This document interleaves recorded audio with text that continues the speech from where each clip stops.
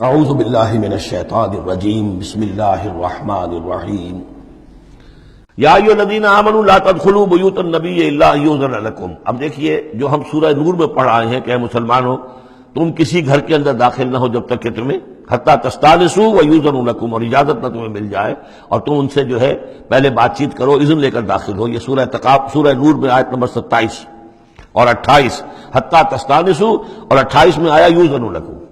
لیکن یہ اس سے پہلے حکم آ رہا ہے، یہ حکم بھی سب سے پہلے نبی کے گھر کے بارے میں آیا، جیسا کہ میں بتا چکا ہوں یہ سن 5 کا نزول ہے، وہ سن 6 کا نزول ہے، پھر اس کو ایکسٹینڈ کیا ہے تمام مسلمانوں پر۔ یا ایھا الذین آمنوا، اہل ایمان مت داخل ہو جایا کرو نبی کے گھروں میں، الا ان یؤذن لکم، الا یہ کہ تمہیں اجازت دی جائے، الی طعام غیر ناظرین اناہ، کھانے کے لیے اگر تمہیں بلایا جائے تو ایسا نہ ہو کہ پہلے ہی جا کے دھرنا مار کر بیٹھ جاؤ کہ کھانا تیار ہو رہا ہے تو بیٹھے ہوئے وہاں۔ ولیکن اذا دعیتم فادخلوا، جب تمہیں بلایا جائے تب داخل ہو، فاذا طعمتم فانتشروا، جب کھانا کھا لو تو پھر وہاں سے منتشر ہو جاؤ، چلے جاؤ۔ ولا مستانسین لحدیث، اور وہاں بیٹھ نہ رہو وہ ڈیرا جما کر کے اب حضور کی باتیں سنیں گے، کچھ گفتگو ہوگی تو بیٹھے رہیں۔ ان ذالکم کان یؤذی النبی، یہ چیز نبی کے لیے ایذا کی باعث تھی، انہیں تکلیف پہنچا رہی تھی۔ وہی جو پرائیویسی ہے گھر کی، اب اس میں یہ ہے کہ کوئی آ گیا ہے اور دھرنا مار کے بیٹھا ہوا ہے، حضور کی مروت ہے، حضور شرافت کی وجہ سے کچھ کہہ بھی نہیں سکتے ہیں، اور ظاہر بات ہے وہ کوئی ایک کنال کے اور ایک ایکڑ کے گھر تو تھے نہیں، وہ چھوٹا سا کوئی ایک حجرہ ہے۔ اب اسی میں بعض اوقات ایسا ہوتا تھا کہ حضرت عائشہ کے حجرے میں کوئی شخص آ گیا ملنے کے لیے، اس نے اذن چاہا تو حضور نے بلا لیا، تو حضرت عائشہ ذرا پیٹھ موڑ کر بیٹھ گئی، اپنی کمر ادھر کر دی، کوئی چادر اوپر لے لی، اور کہاں جگہ تھی وہاں پر، وہیں پر آ کر وہ شخص آ کے اپنی بات کرتا تھا، پھر چلا جاتا تھا۔ تو فرمایا کہ یہ چیزیں جو ہے یہ یقیناً تکلیف باعث بن رہی تھی۔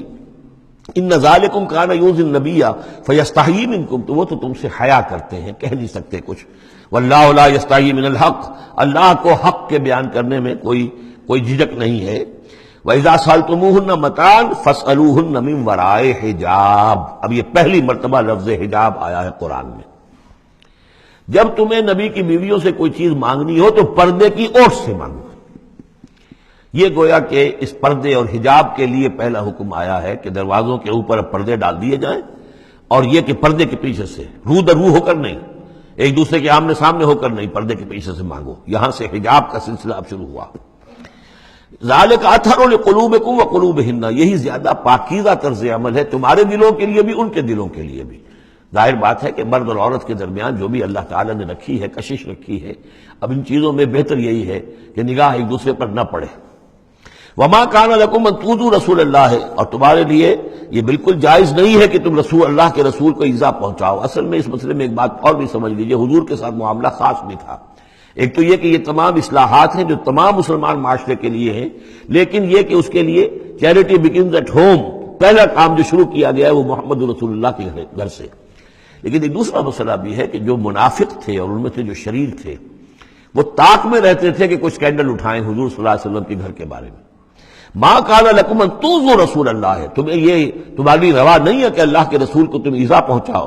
ولا ان تنکحوا ازواجہ من بعدہ ابدا، یہاں وہ روک لگا دی، اور نہ یہ جائز ہے تمہارے لیے کہ تم اس کی بیویوں سے ان کے بعد نکاح کرو کبھی بھی، یہ بین، کیونکہ ویسے بھی وہ ازواجہ امہاتہم، اس کی جو بیویاں ہیں حضور کی، وہ تو تمہاری اہل ایمان کی مائیں ہیں، وہ ایک درجہ وہ بھی آ گیا۔ اب خاص صراحت کے ساتھ بھی کہہ دیا ولا ان تنکحوا ازواجہ من بعدہ ابدا، حضور کی ازواج کے لیے چونکہ اس کا کوئی امکان نہیں تھا، اسی لیے حضور کسی کو طلاق نہیں دے سکتے تھے۔ طلاق دیں تو ظاہر بات ہے وہ کسی اور سے تو نکاح کر نہیں سکتی۔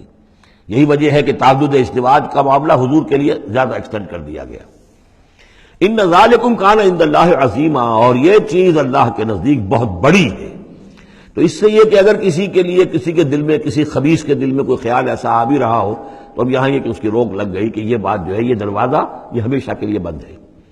ان تبدوا شیئا اور تخفوہ فإن اللہ کان بکل شیء علیما، خواہ تم کسی چیز کو ظاہر کرو اور خواہ تم چھپاؤ، اللہ تعالیٰ تو ہر چیز کا علم رکھتا ہے۔ لا جناح علیکم علیہن فی آبائہن، اب یہ وہ حکم آ رہا ہے جو تفصیل سے آیا ہے بڑی، وہ تو اب ہم پڑھ چکے سورہ نساء میں، وہ بعد میں آیا ہے۔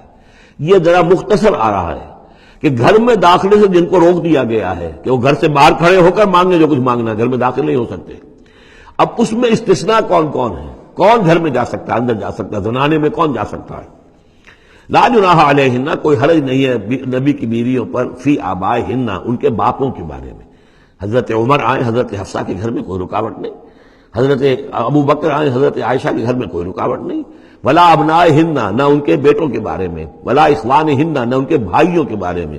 ولا ابناء اخوانہن، نہ ان کے بھائیوں کے بیٹے یعنی بھتیجوں کا۔